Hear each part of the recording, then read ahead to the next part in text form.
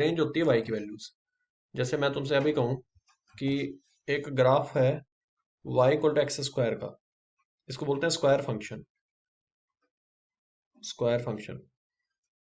और इसका अगर तुम ग्राफ बनाना भी चाहते हो, सारे ग्राफ से ही हो जाते हैं क्वेश्चन, पता है फंक्शन के। ये आप एक्स और वाई की भी दो वैल्यू लेते हो ना, इस तरीके से यहाँ एक्स की वैल्यू पुट की, वाई की वैल्यू पुट की, ऐसे फिर पॉइंट्स बनाते चले जाते हो और फिर आप ग्राफ बनाते हो उसका। या एक्स की वैल्यू पुट की है, वाई की वैल्यू, और फिर इस तरीके से आपने एक्स की जगह जैसे -2 पुट किया, वाई की वैल्यू क्या आ रही है 4, -1 पुट किया तो 1 आई, 0 पुट किया तो 0 आ गई, 1 पुट किया तो 1 आई, 2 पुट किया तो 4 आ गई। समझा रहा है?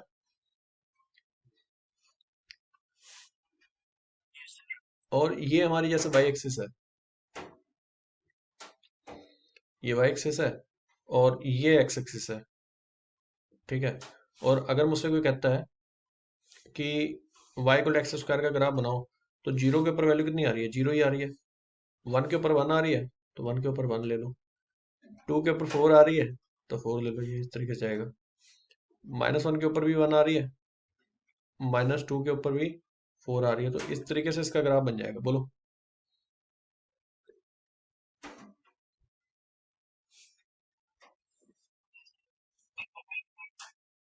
हाँ, वो डोमेन रेंज बताता हूँ मैं क्या है। देखो, इसका डोमेन अगर उनको पूछता है कि वाई को एक्स स्क्वायर का डोमेन बताओ, तो इसका डोमेन है ऑल रियल नंबर। लेकिन अगर किसी ने पूछा कि रेंज बताओ, तो रेंज इसका ग्राफ कभी नीचे आएगा ही नहीं बेटे। इसका ग्राफ ऊपर ही ऊपर रहेगा, एक्स एक्सिस से ऊपर ही ऊपर है इसका ग्राफ। नीचे तो है ही नहीं ग्राफ इसका। तो इसकी जो रेंज है वो है 0 से infinity. So that is from 0 to infinity. इसका ग्राफ है ही नहीं, डाउन आ ही नहीं रहा। इसका ग्राफ एक्स एक्सिस से ऊपर ही ऊपर है। एक्स एक्सिस से नीचे आया कभी ग्राफ इसका? नहीं ना। पॉजिटिव है, वाई को एक्स स्क्वायर कभी नेगेटिव हो ही नहीं सकता। ग्राफ नीचे कैसे जाए? ओरिजिन है, ओरिजिन लिया ना हमने, जीरो लिया नहीं। वाई की वैल्यू देखोगे तुम, डोमेन में एक्स की वैल्यू देखी जाती है, रेंज में वाई की वैल्यू देखी जाती है। समझ आ गए?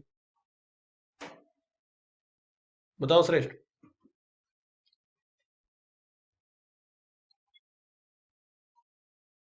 डोमेन की डेफिनेशन है एक्स, एक्स की वो वैल्यू जिसके लिए फंक्शन डिफाइंड है, और रेंज वाई की वैल्यूज। बस बात खत्म।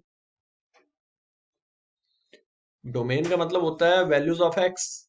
जैसे function x gives you y, ये डोमेन होता है,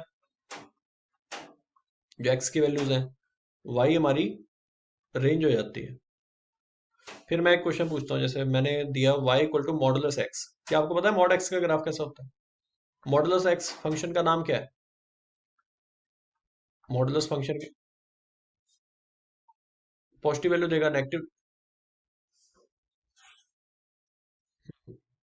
जैसे मान लो ये हमारी वाई एक्सिस है, ये हमारी एक्स एक्सिस है। मॉड एक्स की अगर कोई डेफिनेशन पूछता है, तो मॉड एक्स क्या होता है? अगर तो एक्स उसके अंदर पॉजिटिव है, तो उसको कोई फर्क ही नहीं पड़ेगा, वो वैसा वैसे वैल्यू दे देगा तुम। इसको फर्क कब पड़ता है? जब when x is negative, x is less than zero, तो एब्सोल्यूट फंक्शन वैल्यू क्या देगा? बताओ भाई, क्या वैल्यू देगा? माइनस से मल्टीप्लाई करके देगा। अब तुम यहाँ कंफ्यूज हो जाओगे, माइनस एक्स आ गया। जैसे मान लो मैं एक्स को सेवन पुट, -7 पुट करता हूँ, तो मॉडुलस एक्स क्या वैल्यू देगा? 7 देगा। कैसे दिया 7? उसने माइनस से मल्टीप्लाई करके दिया ना। कोई जादू थोड़ी ना कर रहा है, वो भी तो माइनस से मल्टीप्लाई करके दे रहा है। जब एक्स नेगेटिव होगा तो ये माइनस एक्स वैल्यू देगा, जब एक्स ग्रेटर देन जीरो होगा तो ये एक्स वैल्यू देगा। बोलो, कोई गलत किया क्या?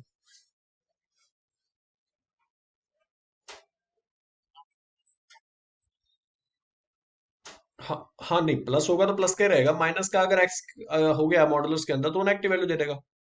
मैं दो फंक्शन आज बता रहा हूँ सिर्फ, एक स्क्वायर फंक्शन बता रहा हूँ, एक एब्सोल्यूट वैल्यू। इन दोनों को समझ लो, बस इंपॉर्टेंट फंक्शन है तो। मैं दोबारा से बता देता हूँ भाई, अभी भी कंफ्यूजन हो रहा है लोगों को। सुनो भाई दोबारा से। सबसे पहले हम लोग यही अगर फंक्शन चैप्टर स्टार्ट करते हैं ना, उसमें यही फंक्शन सबसे पहले बताते हैं। इसका नाम है एब्सोल्यूट वैल्यू फंक्शन। लिख भी लो साथ में, एब्सोल्यूट वैल्यू फंक्शन। और इसको बोलते हैं मॉडुलस फंक्शन। बेटे टाइम बहुत कम है। जेई का पेपर जो है वो पता भी नहीं लगेगा कब 2 साल निकल जाएंगे और आईआईटी का पेपर आ जाएगा। और आईआईटी के पेपर में 2 साल बाद तुम्हें ये बात याद आएगी, क्योंकि आईआईटी वाला ये क्वेश्चन पक्का देता है इससे, एब्सोल्यूट वैल्यू फंक्शन से। चाहे वो जेई मेंस का पेपर हो, एडवांस का हो, पेपर में आना आना ही है। इस बार एनडीए में भी आया था ऐसा क्वेश्चन। देखो, एब्सोल्यूट वैल्यू जैसा कि मैंने बोला कि वो हमेशा प्लस की वैल्यू देता है, कभी उसके अंदर नेगेटिव वैल्यू नहीं आती। ठीक है, कभी भी इसके अंदर नेगेटिव वैल्यू नहीं आती। अगर मुझसे कोई कहता है कि मॉडुलस एक्स बताओ क्या होगा, तो मैंने जैसे बोला कि अगर तो भाई एक्स ग्रेटर देन जीरो है तब तो इसको कोई फर्क ही नहीं पड़ना, तब तो इसने कैसी वैल्यू दे देनी है हमें, वैसी की वैसी दे देनी है, चाहे आप जो मर्जी पुट करो वैसा की वैसा ही दे देगा आपको वैल्यू। ठीक है, लेकिन अगर एक्स लेस देन जीरो हुआ तो प्रॉब्लम है। तो ये क्या करेगा, तो ये माइनस से मल्टीप्लाई करके देगा। अब बच्चे कंफ्यूज हो जाते हैं, सब माइनस का कैसे आ गया, माइनस, अरे भाई तुम एक्स में तो नेगेटिव पुट कर रहे हो, तो उसने माइनस से मल्टीप्लाई करके दी ना वैल्यू तुम्हें। समझा गए। अब जैसे मान लो मुझसे कोई कहता है कि ये हमारी जैसे वाई एक्सिस है,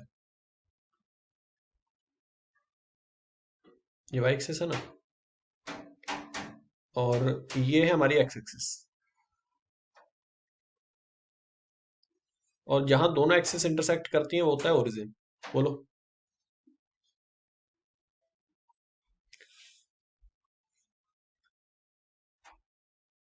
ये कौन सी लाइन है,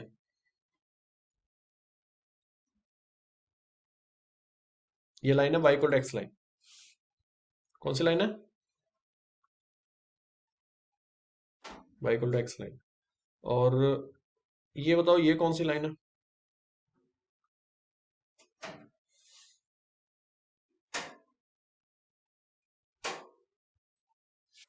गलत, ये है y equal to minus x line. बोलो, कुछ गलत बनाया क्या। ये तो तुम लोगों को पता है, 10th क्लास में पढ़ा है ये सब। अब ये मैं बताऊंगा क्या। Y equal to x line बिल्कुल बीचों बीच से जाएगी और 45 डिग्री बनाती हुई जाएगी, और y equal to minus x line जो होती है वो 135 डिग्री बना के जाती है ऐसे। ये पता है कि नहीं श्रेष्ठ, यहाँ बना के दिखाऊं कैसे माइनस एक्स बनेगी वाली। माइनस वन पे वैल्यू वन देती है ना, माइनस वन पे वन दे रही वैल्यू, माइनस टू पे टू दे रही है, तो आप यहीं से आइडिया लगा सकते हो कि लाइन तो ऐसे जानी है। अब एक बार बताओ, जैसा कि क्वेश्चन में कहा गया कि अगर एक्स पॉजिटिव है तो लोगे line y equal to x line. उसने बोला है यहाँ पे कि अगर भैया एक्स पॉजिटिव है तो कौन सी लाइन चलेगी, y equal to x line चलेगी। तो मैंने y equal to x line को ले लिया जब एक्स पॉजिटिव था, बाकी को मैंने क्या कर दिया, हटा दिया। इससे मैं मतलब नहीं है। कौन सी लाइन चलेगी जब एक्स पॉजिटिव होगा, y equal to x line चलेगी। अच्छा, जब एक्स नेगेटिव होगा, जब एक्स डैश की तरफ हम जाएंगे तो क्या आएगा, तो y equal to minus x line चलेगी, बाकी को हटा दो यहाँ से। ये किसका ग्राफ बन गया, ये मॉड एक्स का ग्राफ है। अब इसी मॉड एक्स में मैं 5 चीजें बता दूंगा तुम्हें। बहुत कम लोगों को ये बात पता है कि ये जो मॉडुलस फंक्शन है ना, ये ओरिजिन पे शार्प एज बना रहा है। ओरिजिन के ऊपर ये कौन सी एज बना रहा है, शार्प एज बना रहा है। तो ये बताओ इसका स्लोप क्या है ओरिजिन के ऊपर।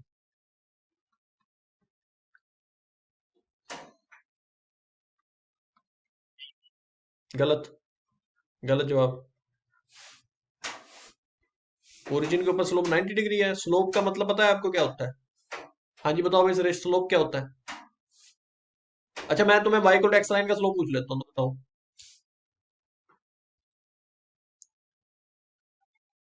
सही बोला तुमने, बिल्कुल सही है। वाई को एक्स लाइन का स्लोप इन्होंने बोला कि सर वो थीटा जो है उसका 45 डिग्री होता है, तुमने सही बोला। लेकिन मुझे स्लोप का मतलब नहीं तुम्हें नहीं पता है स्लोप क्या है बेटा, तुम एंगल बता रहे हो। स्लोप का मतलब होता है टेन थीटा। हाँ, तो टेन 45 डिग्री, टेन 45 यानी कि कितनी वैल्यू आ गई, वन। तो यानी कि इस वाली लाइन का स्लोप वन है, और इस वाली लाइन का स्लोप बता सकते हो कितना है, -1। ये ग्रीन वाली का -1 है। अब बताओ ओरिजिन के ऊपर दो दो स्लोप आ गए कि नहीं आगे। एक कह रहा है मैं 1 स्लोप दे रहा हूं, एक कह रहा है मैं -1 स्लोप दे रहा हूं, आप किसको मानोगे? आप किसी को नहीं एक्सेप्ट करोगे, तो जाने कि जो मॉडुलस एक्स है, इसी में मैंने एक और कॉन्सेप्ट करा दिया आपको। Mod x is differentiable non differentiable at x equal to 0। क्यों? क्योंकि दो दो स्लोप आ रहे हैं, शार्प एज बन रही है। दो दो स्लोप आ रहे हैं तो दो दो डेरिवेटिव आएंगे, और दो दो डेरिवेटिव आएंगे तो नॉन डेरिवेबल या नॉन डिफरेंशिएबल है। समझ आ गई बात? ये बताओ, ये फंक्शन कॉन्टिन्यूस है या नहीं?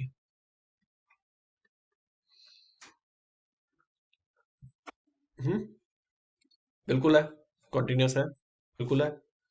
क्या ये फंक्शन डिफरेंशिएबल है? कहाँ पे नहीं है?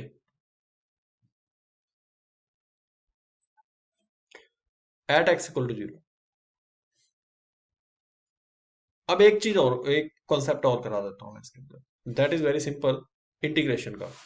अगर मुझसे कोई कहे कि इंटीग्रेट करो 0 से 4 तक मॉडुलस एक्स को, तो आप में से कोई बच्चा बता सकता है कि इसका इंटीग्रेशन क्या है? देखो, मैं कैलकुलस इसी में खत्म कर दे रहा हूँ मॉडल में। समझ लो, एक हिसाब से कैलकुलस इसी के अंदर खत्म हो रही है। बताओ, 0 से 4 मॉड 4/2।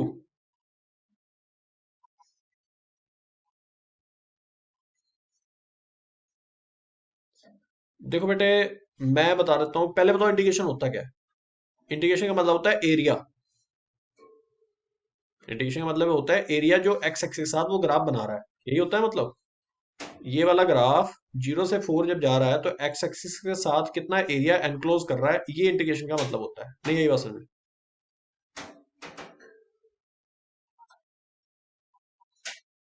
हाँ, जोड़ना सही बात है। तो जोड़ जोड़ के ही तो एरिया बनेगा।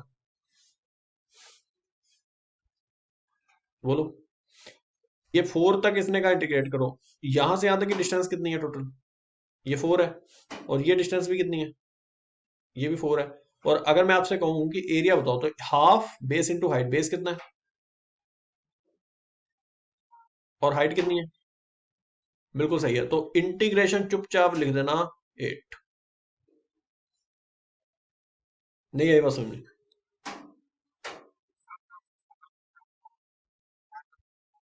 हाइट 4 है यार, क्यों? 4 के ऊपर y equal to x line 4 value नहीं देती यार, क्या बात कर रहा है बेटा?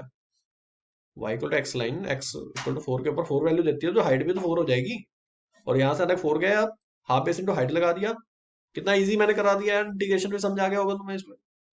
नहीं यार, ये बात सुन। लेकिन प्रॉब्लम पता कहाँ आती है? प्रॉब्लम उस टाइम पे आती है जब ये स्ट्रेट लाइन ना होके कर्व शेप हो। जैसे ये हमारे पास वाई एक्सिस है, ये एक्स एक्सिस है, और एक कर्व शेप हो, और तुमसे कहे कि इस पॉइंट से लेके इस पॉइंट तक एरिया निकालो, तब प्रॉब्लम आएगी आपके लिए। मेरी बात समझ आ रही है?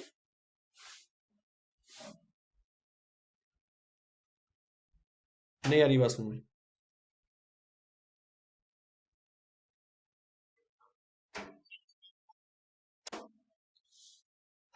अगर मैं इस कर्व की बता दूं, कर्व कौन सा है?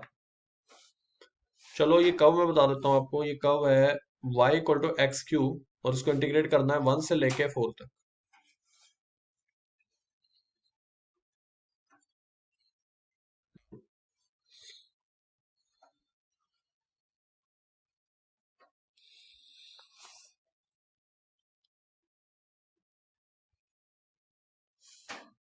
फार्मूला कौन सा लगेगा, तुम लोग भी देख लो बेटे।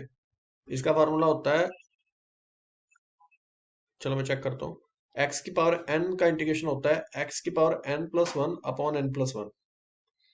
और यहाँ एक्स की पावर है 3, तो एक्स की पावर 3 का इंटीग्रेशन हो जाएगा एक्स की पावर 4 अपॉन 4, और इंटीग्रेशन होगा 1 से लेके 4 तक। बोलो। और फिर आपने यहाँ पे पहले अपर लिमिट पुट करनी है, फिर लोअर लिमिट पुट करनी है। यह जाएगा 4 की पावर 4 अपॉन 4 -1 की पावर 4 अपॉन 4। 4 की पावर 4, 4 की पावर 3 बचेगा, एक कैंसिल हो गया, -1/4। कितना आ रहा है भाई? 64 -1/4। ये आंसर आएगा भाई इस रेस्ट। यही बोला था आपने, ठीक है।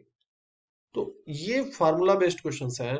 लेकिन फिर आपको पता लग रहा है ग्राफ का फायदा कितना है।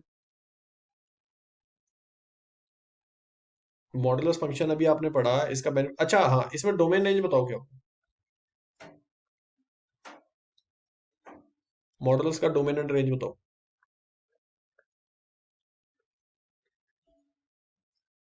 बताओ इस डोमेन क्या होगा इसका।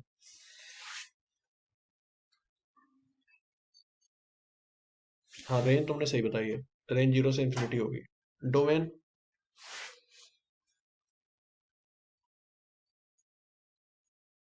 डोमेन का मतलब एक्स की वैल्यू। बस कहानी खत्म। समझा गया भाई। ध्रुव, अरे भाई इसका ग्राफ एक्स एक्सिस में पूरे में प्रेजेंट है, लेकिन वाई एक्सिस पूरे में प्रेजेंट नहीं है। वाई एक्सिस में सिर्फ जीरो से ऊपर ऊपर प्रेजेंट है, इसलिए रेंज 0 से इंफिनिटी होगी। लेकिन डोमेन में क्या हुआ कि पूरे पूरे एक्स एक्सिस में प्रेजेंट था ग्राफ इसका।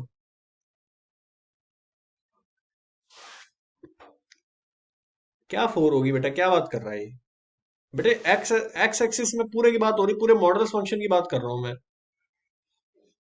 हाँ, फोर से क्या मतलब है आपको। पूरे मॉडुलस फंक्शन की बात हो रही है, पूरा एक जनरलाइज हम फॉर्म की बात कर रहे हैं कि डोमेन होगा ऑल रियल नंबर और रेंज होगी 0 से इन्फिनिटी। ठीक है, कोई डाउट है किसी को। मैंने हाँ, मैंने दो फंक्शन के बारे में बात की है, एक स्क्वायर फंक्शन के बारे में बात की है और एक मॉडुलस फंक्शन के बारे में बात की है। अच्छा, अब एक बार बताओ, अगर मेरे पास कोई कहे कि एफ एक्स इक्वल टू, जब एक्स ग्रेटर देन जीरो है तो एक्स स्क्वायर है, और जब एक्स लेस देन जीरो है तो मॉड एक्स है। तो अगर आपसे कोई पूछे कि एफ माइनस टू की वैल्यू बताओ, तो आप क्या बताओ।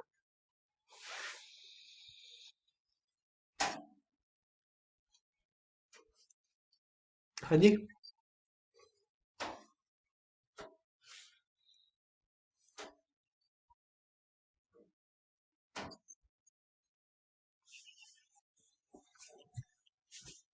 चलो एफ सेवन की वैल्यू बताओ।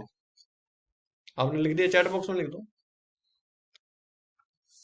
हाँ, ये वैल्यू आएगी, माइनस टू है तो इस वाले फंक्शन में जाएगा तो टू देगा वैल्यू, और अगर सेवन है तो बेटा इस वाले फंक्शन में जाएगा और सेवन का स्क्वायर हो जाएगा। यानी कि आंसर क्या आ जाएगा, 49। आ रहा समझ में। हाँ बिल्कुल दिया होगा यार, क्यों नहीं दिया होगा। तो एक और क्वेश्चन ऐसे ही पूछ लेते हैं। If f x equal to x square minus mod x when x is greater than zero, mod x when x is less than zero, हमें वैल्यू फाइंड आउट करके दो फंक्शन की -3 के ऊपर, और फिर फंक्शन की वैल्यू बताना है 3 के ऊपर।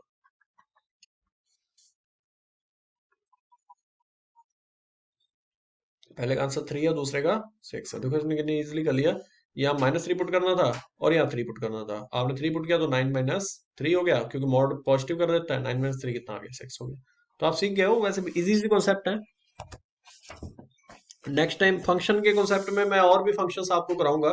थोड़ा एक हेडिंग डाल के लिख लो, कल मैंने क्या कराना है आप लोगों को, मेन मेन कौन कौन से फंक्शंस कराने हैं, उसको थोड़ा सा अगर रिवीजन कर पाओगे तो कर लेना। अगर पहले से पढ़ लोगे तो ज्यादा समझ आ जाएगा आपको। फंक्शंस कौन कौन से कराने हैं आपको मैंने, लिख लो।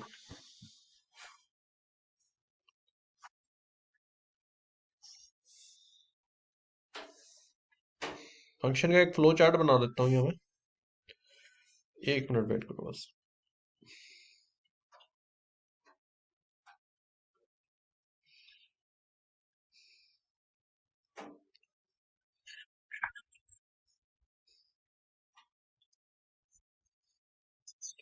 हाँ जी।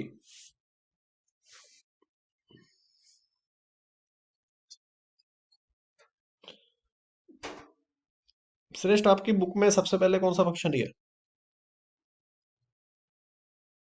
है भी आपके पास। नहीं नहीं, कैलकुलस के पार्ट में। चलो ड्रॉप करो उसे, कोई नहीं, मैं बताता हूँ। छोड़ दो, लिख लो। पहले ये फ्लो चार्ट बना लेना जो मैं बनाने जा रहा हूँ यहाँ।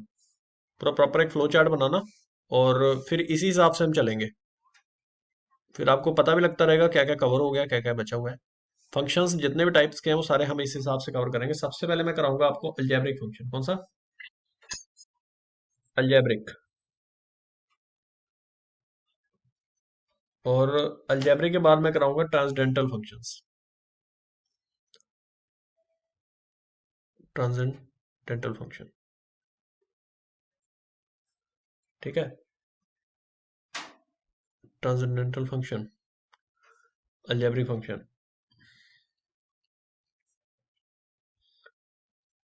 अब अलजेब्रिक में कौन कौन से आते हैं वो भी लिख लो, और ट्रांसडेंटल में कौन कौन से आते हैं वो भी लिख लो। दोनों इंपॉर्टेंट है, ये मत सोचना कि अलजेब्रिक ज्यादा इंपॉर्टेंट है ट्रांसडेंटल कम इंपॉर्टेंट है, ऐसा नहीं है, ठीक है।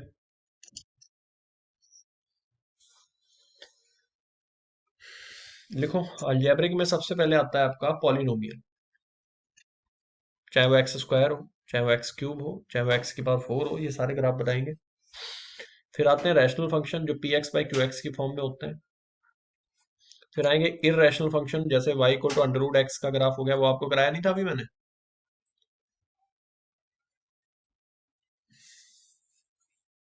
एग्जाम्पल भी लिखते जाओ चाहे तो, जैसे y equal to x square हो गया। रैशनल फंक्शन होते हैं जैसे y इक्वल टू 1/x हो गया, और इररेशनल फंक्शन होते हैं जैसे y equal to root x हो गया। पीस वाई डिफाइंड फंक्शन लिख लो। मैं इस हिसाब से ही कराता हूँ बेटा, piecewise defined. Piecewise का मतलब टुकड़ों में, टुकड़ों में डिफाइंड कर फंक्शन होते हैं। और इसमें आता है सबसे पहले मॉडुलस। मॉडुलस टुकड़ों में डिफाइंड है, आप देख लेना उसको। पहले एक्स की ग्रेटर देन वैल्यू के लिए अलग फंक्शन बना था, और जब एक्स लेस देन जीरो था अलग फंक्शन बना था। दूसरा आता है सिग्नम फंक्शन। सिग्नम के बाद आता है greatest integer function. Greatest integer function, ये यूट्यूब पे अपलोड हो जाएगी वीडियो, डोंट वरी। फिर आता है least integer function. Least integer function. और लास्ट में आएगा fractional part function. Fractional part function, ठीक है। तो ये टोटल 5 पार्ट हो गए इसके। और जो ट्रांसडेंटल फंक्शन है इसमें कौन कौन से आते हैं वो भी लिख लो जल्दी से। यहाँ कोई डाउट है किसी के यहाँ तक, जो मैंने नाम लिखवाए हैं?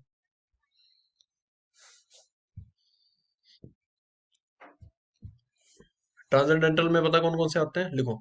इसमें आते हैं ट्रिग्नोमेट्रिक। जितने भी ट्रिग्नोमेट्रिक हैं सारे ग्राफ बनवाऊंगा मैं। ट्रिग्नोमेट्रिक। फिर आते हैं एक्सपोनेंशियल, 2 की पावर 3, 2 की पावर x, 5 की पावर x, इस तरीके के एक्सपोनेंशियल। फिर आते हैं लॉगरिथमिक, लॉग के ग्राफ बनवाएंगे, लॉग एक्स, ठीक है। एक तो मैंने आज करवा ही दिया है, पता ही है आपको। और एक पॉलिनोमियल का भी करवा दिया है, और एक आपका कौन सा करवाया था, मॉडुलस करवा दिया था। दो ग्राफ करा दिए। ट्रिग्नोमेट्रिक, एक्सपोनेंशियल, लॉगरिथमिक हो जाएंगे ये।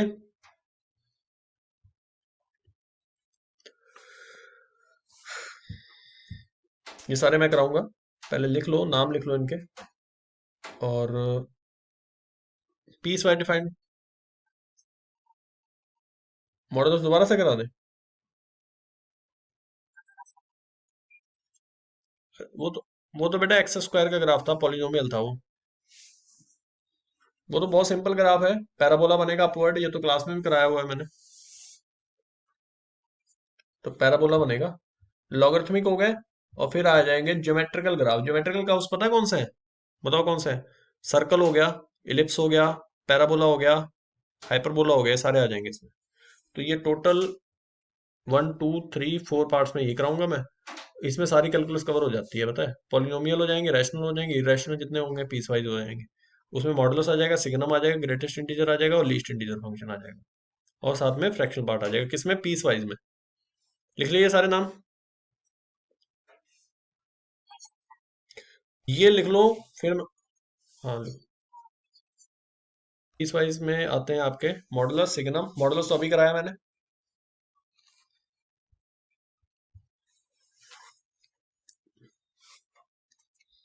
हैं सारे फंक्शन, ध्यान रखना इनके ग्राफ जिनके भी बनाओगे ना, इन सबके ग्राफ जो है, ग्राफ को वाई एक्सेस के पैरेलल लाइन हमेशा एक पॉइंट पे काटेगी। मॉडुलस के ग्राफ के एक पॉइंट पे काट रही थी। हाँ जी दिलीप सर। हाँ जी बोलिए सर। बस बस मैं बैठा था, जरा एक क्लास थी बच्चों की। हाँ डाउटफुल है। ना ना ना, फंस कहाँ जाएंगे सर। आ जाता हूँ, कोई आता हूँ। ठीक है। तो ये आपका हो गया पहले, जैसे मैंने बोला algebraic function, algebraic function, transcendental function, दो तरह के फंक्शन है, इसके अलावा कोई नहीं है फंक्शन भाई। फिर सुन लो, दो तरह के, अगर कोई पूछे फंक्शन कितने तरह के, उसको सीधा बोलो कि भाई दो तरह के हैं भाई, एक अलजेब्रिक है और दूसरा है ट्रांसडेंटल। फिर पूछेगा अलजेब्रिक कितने तरह के हैं, उससे कहना भैया पॉलिनोमियल अलजेब्रिक है। रैशनल फंक्शन होते हैं जो P x by Q x के फॉर्म में होते हैं। इरेशनल जो अंडर रूट वगैरह इस तरीके की फॉर्म के होते हैं। फिर कोई पूछेगा पीस वाइज, जो छोटे छोटे पार्ट्स में डिफाइंड होते हैं। जैसे सिग्नम मॉडुलस है, मॉडुलस छोटे छोटे पार्ट्स में डिवाइड, मतलब हुआ था ना, पार्ट्स में डिवाइड हो गया था। सिग्नम भी ऐसे ही है, ग्रेटेस्ट इंटीजर भी ऐसे ही है, लीस्ट इंटीजर फंक्शन भी ऐसे ही करता है। फ्रैक्शनल पार्ट भी पीस वाइज डिफाइंड है, छोटे छोटे पार्ट्स में डिफाइंड होगा। जैसे मॉडुलस में मैंने बताया था कि जब एक्स ग्रेटर देन जीरो होगा तो ये वैल्यू एक्स देता है, जब एक्स लेस देन जीरो है तो माइनस एक्स देता है। ये modulus piecewise defined function है। और ऐसे ही तुम्हारा ट्रांसडेंटल है, ट्रिग्नोमेट्रिक होता है, जैसे एक्सपोनेंशियल होता है, लॉगरिथमिक होता है, ज्योमेट्रिकल होता है, सर्कल हो गया, जैसे इलिप्स हो गया, इसमें सर्कल आ जाएगा, इलिप्स आ जाएगा, पैराबोला आ जाएगा, ये सारे आ जाएंगे इसमें। ठीक है। आप बताओ किसी को डाउट है तो।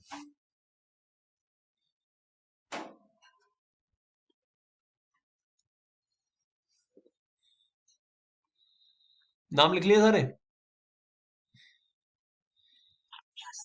हाँ तो मैं यहाँ से स्टार्ट करूंगा कल। और अभी आ- आप लोग बस इनको याद कर लो कि कौन कौन से फंक्शन होते हैं, फिर वन बाय वन हम करेंगे। और ऐसा नहीं है कि मैंने एक ग्राफ बना दिया तो मैं सिर्फ वो ग्राफ बना के छोड़ दूंगा। जैसे मैंने अभी पॉलिनोमियल का एक ग्राफ का एग्जांपल लिया था, वाई को एक्स स्क्वायर, तो मैं उस ग्राफ के बारे में सारी कहानी करूंगा। उस ग्राफ के बारे में मैं पूछूंगा कॉन्टिन्यूस है कि नहीं है। उस ग्राफ के बारे में ये पूछूंगा लिमिट क्या है। उस ग्राफ के बारे में ये पूछूंगा मैं डिफरेंशिएबल है या नहीं है।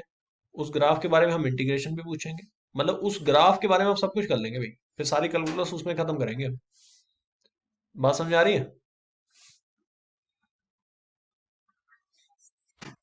चलो ठीक है बेटे, फिर अभी तो इतना ही रखो फिर। ठीक है। 30 मिनट हो गए। बाकी इतना बहुत है, बाकी ये लेक्चर अगर चाहिए हो तो मेरे पास रिकॉर्डिंग रखी हुई है। आप लोगों को मैं, ये रिकॉर्डिंग मेरे पास है, अगर यही रिकॉर्डिंग चाहिए तो आपको मिल जाएगी। और हाँ बोलो, बोलो ऋतिक। हम्म। हाँ तो आपको भेज दूंगा मैं, कोई नहीं। वाई को एक्स स्क्वायर का पता लग गया ना, ये कैसे बना ग्राफ, अपवर्ड पैराबोला। चलो ये बताओ, ये इसमें शार्प एज बन रही है।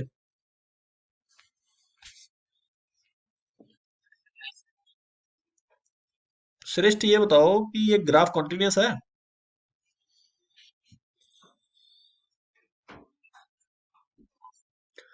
इसका डोमेन रेंज पता है।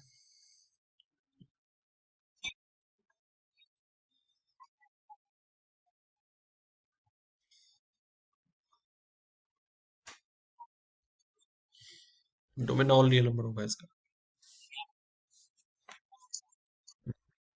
और इस ग्राफ के बारे में चाहे कोई, अब एक और मैं यहाँ पे एक जाते जाते एग्जांपल एक और दे देता हूँ आप लोगों को। ये कौन सी एक्सिस है, वाई एक्सिस है, ठीक है। वाई एक्सिस है और ये एक्स एक्सिस है। एक ग्राफ में सब कुछ करा देता हूँ मैं। एक ग्राफ मैंने यहाँ ड्रॉ किया, ध्यान से देखना। हम्म। ठीक है। चलिए, ये तुम्हें लग रहा है शार्प एज है, but that is not a sharp edge. ठीक है। हाँ ये जरूर शार्प एज है। चलिए ये बताइए कि इस फंक्शन में कितने ऐसे पॉइंट्स हैं जहाँ शार्प एज है।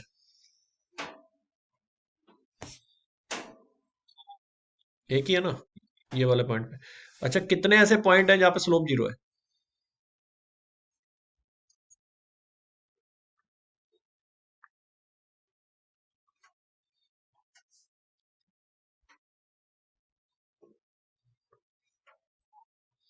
ठीक है, यानी कि टोटल 1 2 3 4 5 6 7 7 पॉइंट ऐसे हैं जहां स्लोप जीरो हो रही है कि नहीं हो रही है, क्योंकि टेंजेंट जो है 180 डिग्री बना रहा है, एक्स एक्सिस के पैरेलल हो जा रहा है, यहाँ पे शार्प एज बन रही है। अच्छा, अगर मेरा नेक्स्ट सवाल है आपसे, ग्राफ कहाँ से कहाँ इंक्रीज कर रहा है और कहाँ डिक्रीज कर रहा है। यहाँ से यहाँ ग्राफ इंक्रीज कर रहा था और फिर डिक्रीज करने लगा, फिर इंक्रीज करने लगा और फिर डिक्रीज किया, फिर इंक्रीज किया, फिर डिक्रीज, इंक्रीज डिक्रीज। और ये सब चीजें कहाँ से पता लगेंगी, ये पता लगेंगी आपकी कैलकुलस में। कैलकुलस में यहाँ पे स्लोप पॉजिटिव था और यहाँ पे नेगेटिव है। जब ग्राफ इंक्रीज कर रहा था तो स्लोप पॉजिटिव था क्योंकि एक्यूट एंगल बना रहा था, और जब डिक्रीज कर रहा है तो ऑब्ट्यूज एंगल। ये सब चीजें मैंने करानी है कैलकुलस में। कहाँ पे मैक्सिमम हो रहा है, मैक्सिमम वैल्यू यहाँ पे मिल रही है, मिनिमम वैल्यू यहाँ पे मिल रही है। मैक्सिमम मिनिमम मिलने के चांस कहाँ पे है इस ग्राफ में, जहां पे स्लोप जीरो हो रहा है। यहाँ पे स्लोप यानी कि जितने पॉइंट्स है सभी पे चेक कर लेना, जहां पे फंक्शन का स्लोप जीरो हो रहा है वहीं पे चांस बन रहा है, या फिर एंड वैल्यूज पे बनता है मैक्सिमम और मिनिमम वैल्यू। ठीक है, क्या ये ग्राफ डिसकंटिन्यूअस है,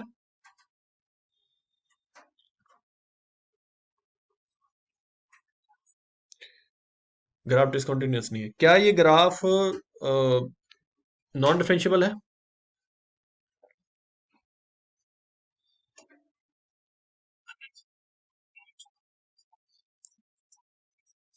हाँ, शार्प शार्प एज जहां बन रही है वहां नॉन डिफरेंशियबल है। तो बस यही कैलकुलस, यही पूरी कैलकुलस है। इस कैलकुलस में जितने भी तुम्हारे सिलेबस में है सब मैंने एक ही ग्राफ में बता दिया। ये 5 6 चीजें तुम्हारे सिलेबस में है, फिर से सुन लो क्या क्या तुम्हारे सिलेबस में है। सबसे पहले तुम पढ़ोगे फंक्शन होता क्या है, ये फंक्शन है, बिल्कुल है क्योंकि वर्टिकल लाइन एक पॉइंट पे काट रही है। फिर पढ़ोगे लिमिट क्या होती है, लिमिट का काम होता है बताना फंक्शन किधर से किधर जा रहा है। फिर फंक्शन कॉन्टिन्यूस है या नहीं है, फिर फंक्शन डिफरेंशियबल है या नहीं है। फिर उसके बाद डिफरेंशिएशन क्या होता है, डिफरेंशिएशन का मतलब होता है स्लोप।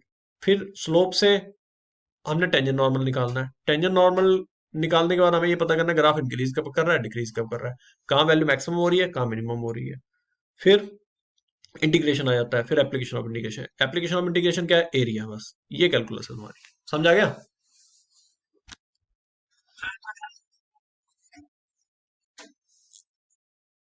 हम्म, हाँ हाँ, टाइम कम होगा तुम्हारे पास, हाँ सही है, वो बंद कर दो अभी। सेट वगैरह जितना पढ़ लिया, अब मैं फंक्शन ही कराऊंगा, जितना मैं कराऊंगा